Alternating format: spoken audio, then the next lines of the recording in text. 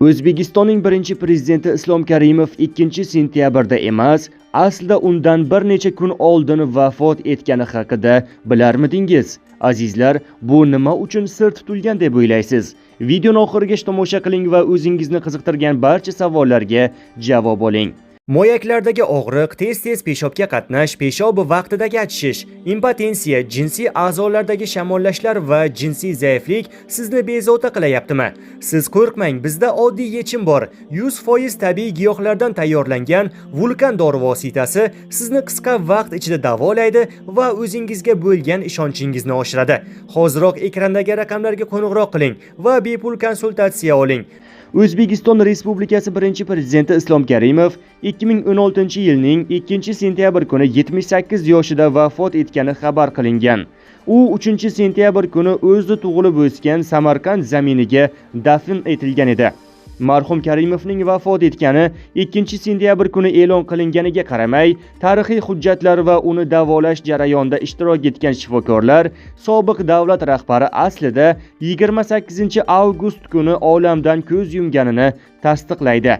Qalampir.uzning o'rganishlari shuni ko'rsatdiki, bemor Islom Karimov 78 yoshida 27-avgust kuni ertalab soat 09:00 da hushsiz holatda zudlik bilan O'zbekiston Respublikasi Sog'liqni saqlash vazirligi tibbiyot sanitariya birlashmasining markaziy klinik shifoxonasiga olib kelinadi.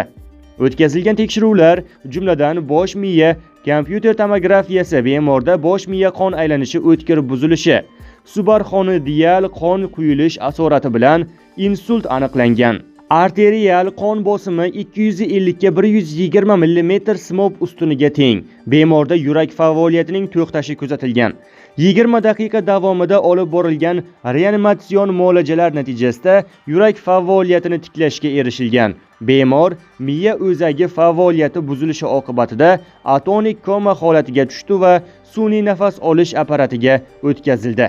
27-avgustdan 28-avgustga o'tar kechasi bemor yetakchi xorijiy klinikalarning neyroxirurglari, kardiolog va reanimatologlari A.N. Bakulayev nomidagi yurak qon tomir xirurgiyasi ilmiy markazi direktori akademik Bokeriya Burdenko nomidagi neyroxirurgiya ilmiy markazi direktori akademik Potapov, Rossiya Ganover xalqaro neyroxirurgiya institutining vitse-prezidenti va ijrochi direktori professor Amir Sami, Kardiotorkal markaz direktori professor Jilli Dreyfus, Heidelberg universiteti klinikasining kardiologiya bo'limi rahbari professor Hugo Katus, Helsinki universiteti markaziy gospitalining neyroxirurgiya bo'limi professori Yuka Hernisniemi tomonidan tibbiy ko'rikdan o'tkazilgan. O'zbekiston mutaxassislari bilan hamkorlikda o'tkazilgan konsilium natijasida keyingi davolash rejasi belgilab olindi deyilgan edi. O'sha vaqtda Sog'liqni saqlash vazirligi tomonidan tarqatilgan axborotda bemorning nevrologik holati avval boshdan atonik koma sifatida qayd etilgan. Nevrologik statusda diffuz mushak atoniyasi, arefleksiya kuzatilgan. Bemorga 3 marotaba dinamik elektroensefalografik tekshiruv o'tkazilib, unda bosh miyaning bioelektrik faolligining susayishi aniqlangan.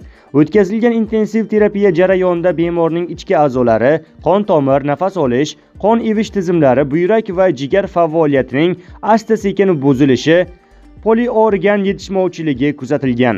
Yuqorida qayd etilgan to'liq hajmdagi diagnostika, davolash muolajalari va intensiv terapiya chora-tadbirlari o'tkazilganiga qaramasdan 2016-yil 2-sentyabr kuni soat 20:15 da yurak faoliyati to'xtagan.